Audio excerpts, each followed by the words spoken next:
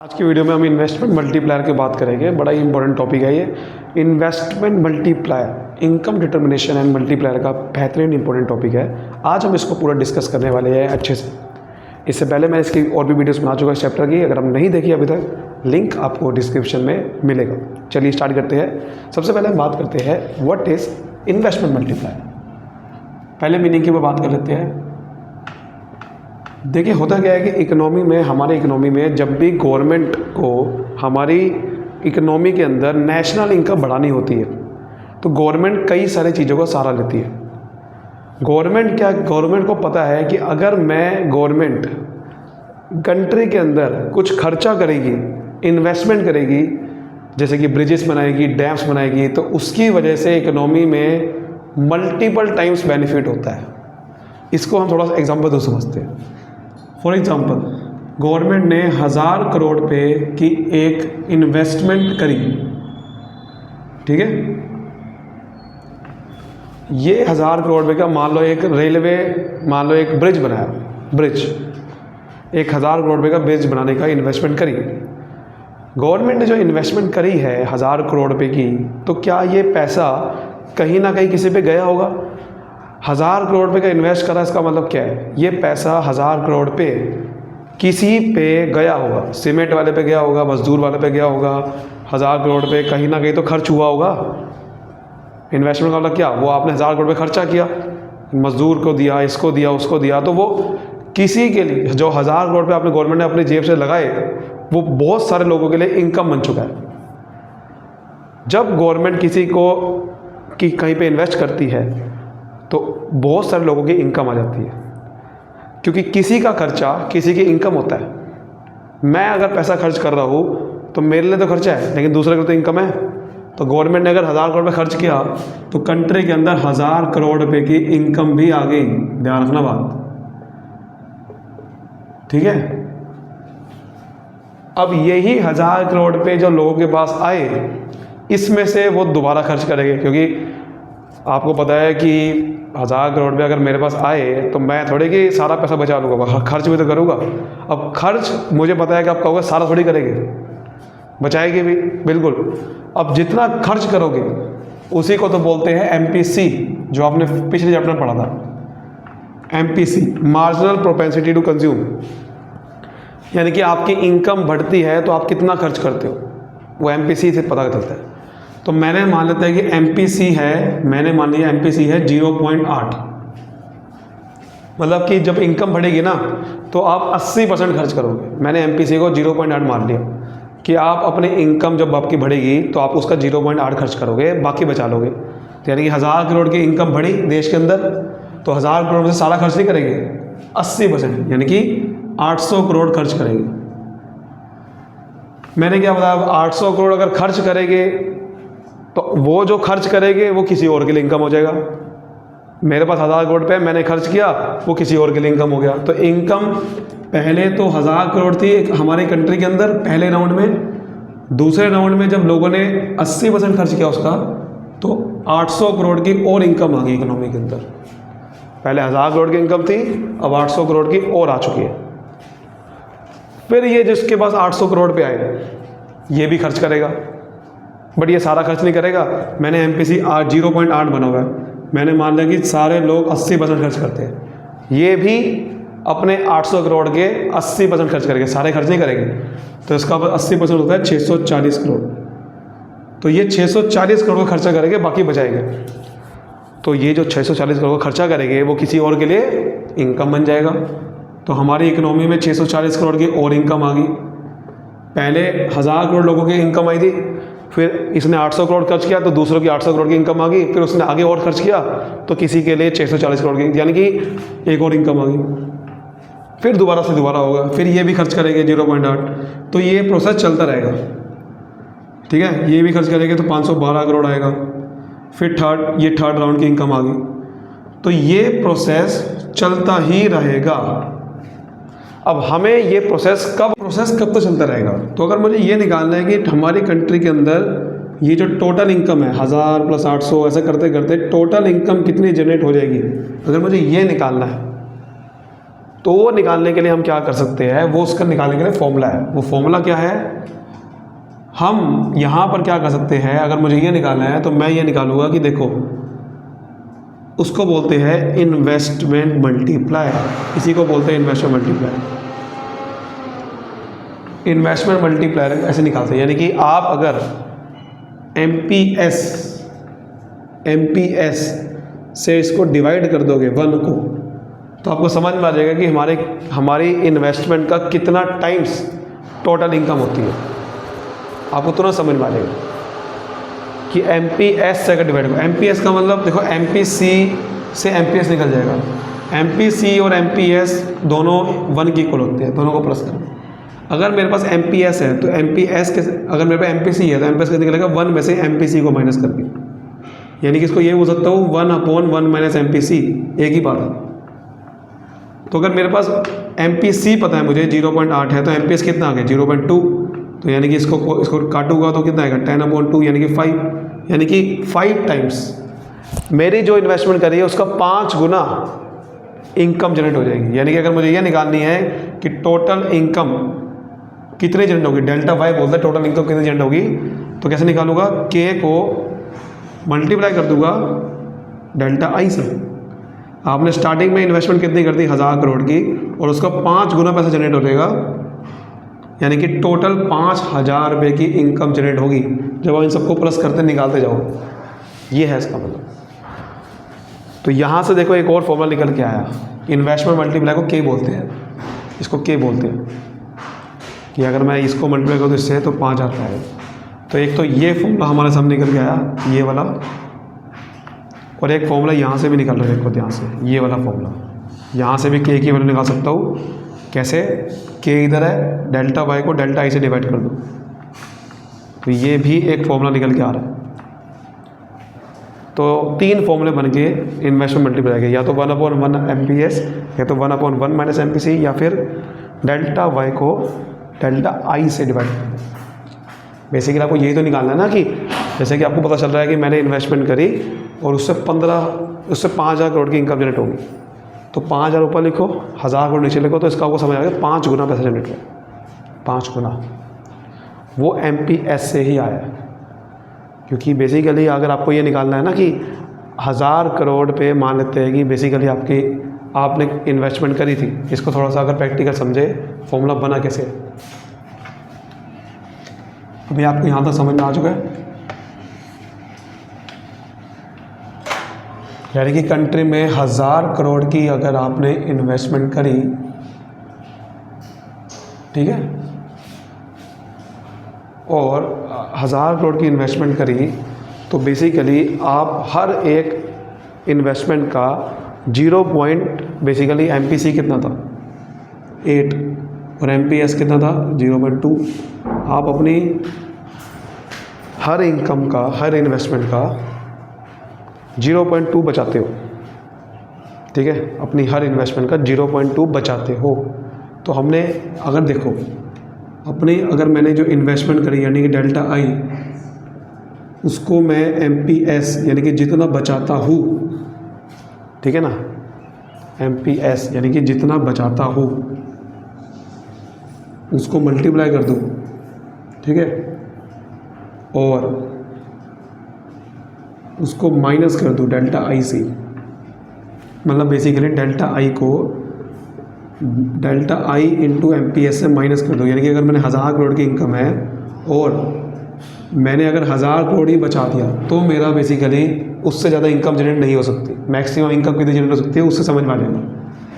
तो 1000 करोड़ की अगर मैंने इन्वेस्टमेंट करी, ठीक है, और अगर मैंने 1000 करोड़ का ही मान लेते हैं 0.2 बचाते हो, ठीक है ना, 0.2 हर 1000 करोड़ में बचाते हो, तो अगर इसका मतलब 1000 करोड़ 0.2 इंटू एक्स के इक्वल है, मतलब मुझे नहीं पता एक्स क्या है, एक्स का मतलब जितने भी हमारी कंट्री में टोटल इनकम जनरेट होगी उसका अगर मैं 0.2 बचाऊंगा तो वो 1000 करोड़ के इक्वल आना चाहिए। तो अगर मुझे ये नहीं पता ये कैसे निकालूंगा, 1000 करोड़ को अगर मैं 0.2 से डिवाइड कर दूंगा तो कितना आएगा 5000 करोड़। और यही तो आपका देखो आंसर आ रहा था डेल्टा वाई 5,000 करोड़। तो इसका मतलब यही तो है ना कि अगर आपने जितनी इन्वेस्टमेंट करी उतना ही आप 1,000 करोड़ की सेविंग कर लो टोटल, तो आपका बेसिकली ये प्रोसेस ख़त्म हो जाएगा।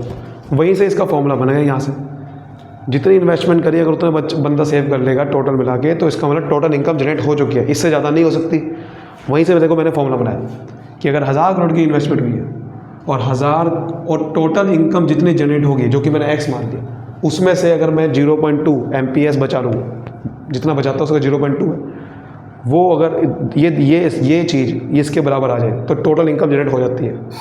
वहीं से देखो फॉर्मूला बना कि x की वैल्यू यानी कि टोटल इनकम निकालनी है तो मैं इसको डिवाइड कर दूँ 0.2, इसलिए देखो 1/MPS करते हैं। इसलिए देखो ये फॉर्मूला बना था, डेल्टा वाई कैसे बना था, ये फॉर्मूला बना 1/MPS को बेसिकली मैंने क्या करा, k का मतलब क्या था, देखो यहाँ से फॉर्मूला था, तो k का मतलब क्या है 1/MPS इंटू डेल्टा आई। देखो यही फॉर्मूला यहाँ से बना 1/MPS यानी कि 1/0.2 इंटू डेल्टा आई। समझ गए?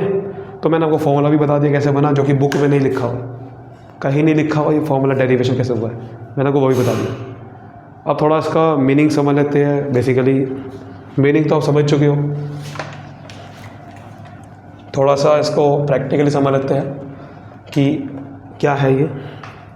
अगर आपकी बुक में देखें तो ये क्या है, रेशियो ऑफ इन्वेस्टमेंट मल्टीप्लाई का मतलब क्या लिखना है, इट इज़ द रेशियो। किस चीज़ की रेशियो है, इसका जो बेसिक फॉर्मूला निकल के आया वो क्या निकल के आया, k = delta Y upon delta I. और दूसरा फॉर्मूला क्या निकल के आया, k = 1/MPS और 1 - MPC, एक ही बात है। तो यहाँ से आपको बोलूँगा डेफिनेशन, यहाँ से बोलेंगे जो बेसिक फॉर्मूला निकल के आया था वो ये निकल के आया था, ठीक है ना, कि हम बेसिकली यहाँ से वो फॉर्मूला यहीं से निकला था कि k को डेल्टा आई से मल्टीप्लाई करते तो डेल्टा वाई आता है, तो k की वैल्यू क्या होगी, वहीं से फॉर्मूला बना दिया। तो ratio of change in investment, change in income to change in investment, कि delta Y upon delta I को क्या बोलूँगा कि रेशियो, डेल्टा वाई को अगर डेल्टा वाई और डेल्टा आई की रेशियो निकाल दूँ तो उसको बोलेंगे इन्वेस्टमेंट मल्टीप्लायर। तो यानी कि ये गवर्नमेंट क्यों करती है, अब ये समझते हैं कि ये गवर्नमेंट के लिए निकालना ज़रूरी क्यों है, बहुत ज़रूरी है। ध्यान से देखो, मान लेते हैं हमारी कंट्री इक्विलिब्रियम पे कहाँ होती है, सबसे बेस्ट इक्विलिब्रियम कहाँ होता है, फुल एम्प्लॉयमेंट। हमारी कंट्री फुल एम्प्लॉयमेंट पे अगर है तो वो सबसे बेस्ट पॉइंट होता है, फुल एम्प्लॉयमेंट इक्विलिब्रियम पे सबसे बेस्ट पॉइंट होता है हमारी कंट्री का। अगर हमारी कंट्री फुल एम्प्लॉयमेंट में नहीं है तो गवर्नमेंट चाहती है कि फुल एम्प्लॉयमेंट में हमेशा रहे, गवर्नमेंट उसके लिए स्टेप उठाती है, क्योंकि फुल एम्प्लॉयमेंट में सबको बराबर का रोज़गार है, सबके पास रोज़गार है। लेकिन मान लेते हैं कि हमारी कंट्री अगर हमारे फुल एम्प्लॉयमेंट यहाँ है बट फुल एम्प्लॉयमेंट में नहीं है, हम थोड़ा नीचे हैं, हम यहाँ पर इस पॉइंट पे और हमें फुल एम्प्लॉयमेंट पर लाना है, हमें यहाँ तक कोई पॉइंट को लाना है, तो क्या करें, हमें एडी को बढ़ाना पड़ेगा। अगर मुझे इस पॉइंट में अगर इक्विलिब्रियम है और मुझे अपनी इकोनॉमी को यहाँ लेना, तो क्या करना पड़ेगा, एडी को बढ़ाना पड़ेगा, क्योंकि एडी को बढ़ाऊंगा तो एएस तो अपना बढ़ेगा। ये शॉर्ट रन में पढ़ा था हमने पिछली वीडियो में कि हम एएस को चेंज नहीं करना, क्योंकि एएस अपने आप बदलता है एडी के हिसाब से, ये पढ़ा था हमने। एएस को चेंज नहीं करना होता, एएस अपना बदलता है एडी के हिसाब से, हमें सिर्फ एडी को चेंज करना। अगर डिमांड बढ़ेगी तो सप्लाई अपने आप बढ़ानी है, अपने आप बढ़ जाएगी, वो आपको बढ़ाने की जरूरत नहीं पड़ेगी। डिमांड घटेगी, सप्लाई अपने आप बढ़ जाएगी। तो मुझे इसका मतलब यहाँ तक पहुँचाना है तो मुझे एक नया एडी बनाना पड़ेगा, नया डिमांड बढ़ानी पड़ेगी, डिमांड बढ़ानी पड़ेगी, तब जाके मैं फुल एम्प्लॉयमेंट तक पहुँचूँगा। यहाँ तक मुझे पहुँचना है। तो डिमांड कंट्री में कैसे बढ़ती है, वही इन्वेस्टमेंट से बढ़ती है, क्योंकि अभी हमने समझा कितना खर्चा करते हैं उतने ही इनकम जनरेट होती है। जितना आप खर्चा करते हो वही खर्चे से डिमांड बढ़ती है। अगर 1000 करोड़ की इन्वेस्टमेंट करी तो 1000 करोड़ का खर्चा हुआ, जितना लोगों पे पैसा आता है उतना ही लोग डिमांड ज़्यादा करते हैं। 1000 करोड़ का पैसा आया, लोग ज़्यादा खर्च करेंगे नहीं करेंगे। 800 आपने क्या समझा, 1000 करोड़ में से 800 करोड़ खर्च किया, फिर 800 करोड़ में से 640 करोड़, तो खर्चा बढ़ रहा है ना, मतलब खर्चा तो लोग कर रहे हैं ना। अगर इनकम ही नहीं हो कंट्री में तो खर्चा भी नहीं करेंगे। खर्चा यानी कि डिमांड बढ़ जाती है जब तो अगर मान लो AD है C+I होते हैं AD का फॉर्मूला। तो अगर AD1 बनाना है मुझे तो क्या करना पड़ेगा, C+I plus delta I, investment बढ़ानी पड़ेगी। अगर कंट्री के अंदर इन्वेस्टमेंट बढ़ा दी तो डिमांड बढ़ जाती है और हम पहुंच जाएंगे फुल एम्प्लॉयमेंट तक, जहाँ पर हमारा मेन पॉइंट था। और आप ध्यान से देखो, जो हमने समझा था एक चीज़ कि K का फॉर्मूला क्या है, डेल्टा Y अपॉन डेल्टा, यानी कि जितनी ज़्यादा हमने इन्वेस्टमेंट अगर मान लो 1000 करोड़ की करी तो इनकम 5000 करोड़ की जनरेट हुई थी। तो इन्वेस्टमेंट हम एक करते हैं, इनकम बहुत ज़्यादा डेवलप होती है, उसको हम प्रैक्टिकली प्रूव कर सकते हैं। देखो कैसे, देखो ये पहले पॉइंट था Y, और ये हमने इन्वेस्टमेंट ID बढ़ाया तो ये Y1 हो चुका है यहाँ, ठीक है। और आप ध्यान से देखोगे तो इधर, और ये जो गैप है, ये जितने से AD बढ़ा वो किससे बढ़ा है, सिर्फ और सिर्फ इन्वेस्टमेंट से। तो ये गैप किसको रिप्रेजेंट कर रहा है, डेल्टा I को, है ना। और ये जो गैप है ये किसको रिप्रेजेंट कर रहा है, डेल्टा Y। आप ध्यान से देखो, डेल्टा I मैंने छोटा सा किया और डेल्टा Y बहुत ज़्यादा हो गया। तो इसका मतलब साफ है कि जितना हम इन्वेस्टमेंट करते हैं उससे कई गुना इनकम जनरेट होती है। तो ये ग्राफ से प्रूव कर सकते हो आप कि जितना हम इन्वेस्टमेंट करते हैं उससे कई गुना इनकम जनरेट होती है।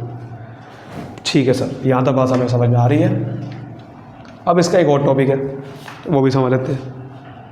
वो क्या है कि इन्वेस्टमेंट मल्टीप्लायर की वैल्यू किसके बीच में आती है। देखिए, इन्वेस्टमेंट मल्टीप्लायर की वैल्यू MPC पे बहुत डिपेंड करती है, ठीक है। MPC का बहुत गहरा रिलेशन है। हमने क्या समझा था, K की वैल्यू 1/MPS होती है ज़्यादातर, ठीक है। K की वैल्यू क्या होती है, 1/MPS, इससे आप निकाल सकते हो, या 1/1 - MPC। अगर मैं मान लेता हूँ कि MPC 0 है तो MPS कितना होगा, 1 - 0, यानी कि MPC तो कितना हो जाएगा, 1 हो जाएगा ना। MPC 1 - 0 यानी कि 1 हो गया MPC। तो K की वैल्यू कितनी आएगी, 1, ठीक है ना, क्योंकि MPC अगर 0 है तो 1 - MPC MPS होता है, वो 1 हो गया। अगर MPC 1 है तो MPS कितना होगा सर, 0। K की वैल्यू कितनी आएगी सर, 1 - 1, MPC क्योंकि 1 है, 1 - 1 यानी कि 1/0, इन्फिनिटी। 0 ना कहते ना, 1/0 कितना होता है, इन्फिनिटी। सर इसका मतलब हमें यह समझ में आ रहा है K की वैल्यू या तो 1 होगी या फिर इन्फिनिटी हो, मतलब 1 और इन्फिनिटी के बीच में रहेगी। K की वैल्यू 1 भी हो सकती है, इन्फिनिटी भी हो सकती है। मिनिमम वैल्यू 1 हो सकती है, मैक्सिमम इन्फिनिटी हो सकती है। तो ये हमें समझ में आ गया, 0 पुट करके 1 पुट करके। तो इसका मतलब K की वैल्यू आपसे कोई पूछे, 0 तो नहीं हो सकती बिल्कुल भी। क्यों नहीं हो सकती, 0 हो नहीं सकती, क्योंकि 0 तब होगी जब ऊपर 1 ना हो। 0 तब होती है जब 0 को किसी नंबर से डिवाइड करते हैं तो 0 होता है ना, ऊपर 0 नहीं है, यह 0 कभी नहीं हो सकती, ठीक है ना। उसके बाद एक और चीज़ समझते हैं कि अगर MPC बढ़ेगा तो क्या K की वैल्यू बढ़ेगी, देखते हैं। जैसे MPC अगर मैं 2 कर देता हूँ तो यहाँ पर 1 - 2 हो गया, तो कितना आएगा, 1/ माइनस में आ रहा है सर, ये सर माइनस में आ जाएगा, कोई दिक्कत नहीं है। पहले चेक कर लेते हैं एक बार। पहले तो बात यह है कि MPC जो है वो 2 हो ही नहीं सकता, ठीक है ना, इतना, क्योंकि MPC की वैल्यू आपको बात याद है, MPC की वैल्यू या तो 1 होती है या 0 होती है, 0 और 1 के बीच में रहती है, 2 तो कभी हो ही नहीं सकती। ये पीछे चैप्टर बताया था मैंने आपको, 1 और 0 के बीच में होती है। तो 0.50 ले सकता हूँ मैं, 1 नहीं ले सकता भाई साहब, मतलब 2 नहीं ले सकता, 2 तो हो ही नहीं सकती। 1 और क्योंकि जितनी इनकम होती है उससे ज़्यादा खर्च नहीं कर सकता मैं, ठीक है ना। तो 0.50 है, ये भी 0.50 आएगा। तो 0.50 पुट करूँगा तो इसकी वैल्यू 2 आएगी, 2 आएगी सर। कैसे बात कर रहे हो सर, ये 1 - 0.50 है, यानी कि 1/2 2 आएगी, बिल्कुल सही बात है, 2 आएगी ना, 2 ही तो आएगी। 1 से लेकर इन्फिनिटी, यानी कि 1 से लेकर 100 हो सकती है, के 1000 हो सकता है, इन्फिनिटी 1 जरूर, 1 मिनिमम 1 है, उसके बाद जितनी मर्जी वैल्यू हो सकते हैं के की। चलो सर के, अब बात करते हैं, अगर मैं 0.40 पुट करता हूँ तब क्या आएगी सर के की वैल्यू, चेक कर लेते हैं। 1 माइनस 0.40, तो इसका मतलब ये 0.60 हो गया, तो 1/0.60 यानी कि 0.60 का मतलब 3/5, 5/3 यानी कि 1.67 ऐसे कुछ आएगी। ठीक है सर, 0.30 पुट कर लेते हैं, ये 0.70 आ जाएगा। ये पता कैसे निकाल रहा हूँ, 1 में से माइनस करके, पता ना, तो 0.30 पुट कर लेते हैं, 1 माइनस 0.30/0.70। ठीक है सर, तो ये आ जाएगा 10/7, तो 1.4, ठीक है, 1.44 आ जाएगी। अब आप ध्यान से देखो, जब MPC की वैल्यू गिर रही है तो K की वैल्यू भी गिर रही है। ध्यान से देखो, मैंने MPC को देखो यहाँ पर क्या करा, पहले 2 था, MPC की वैल्यू गिराई तो K की वैल्यू गिर रही है। लेकिन MPC जब गिरता है तो MPS तो बढ़ता है, तो इसका मतलब आपको बताना है कि MPC और K का तो डायरेक्ट रिलेशन है। MPC और K का तो डायरेक्ट रिलेशन है, क्योंकि जब MPC गिरेगा K भी गिरेगा, MPC बढ़ेगा K भी बढ़ेगा। बट MPS और K का इनवर्स रिलेशन है, क्योंकि MPC का उल्टा MPS होता है ना, तो MPC जब बढ़ रहा है, MPS जब बढ़ रहा है तो K घट रहा है, तो इसके साथ डायरेक्ट होता है, MPS के साथ बिल्कुल इनवर्स होता है। तो उम्मीद करता हूँ आपको ये टॉपिक समझ में आया होगा। वीडियो को कभी लाइक करिए, अगर आप चाहते हो कि इसके प्रैक्टिकल क्वेश्चन की वीडियो बनाओ तो बना सकते हैं। थैंक यू सो मच, मिलते हैं अगली वीडियो, बाय बाय।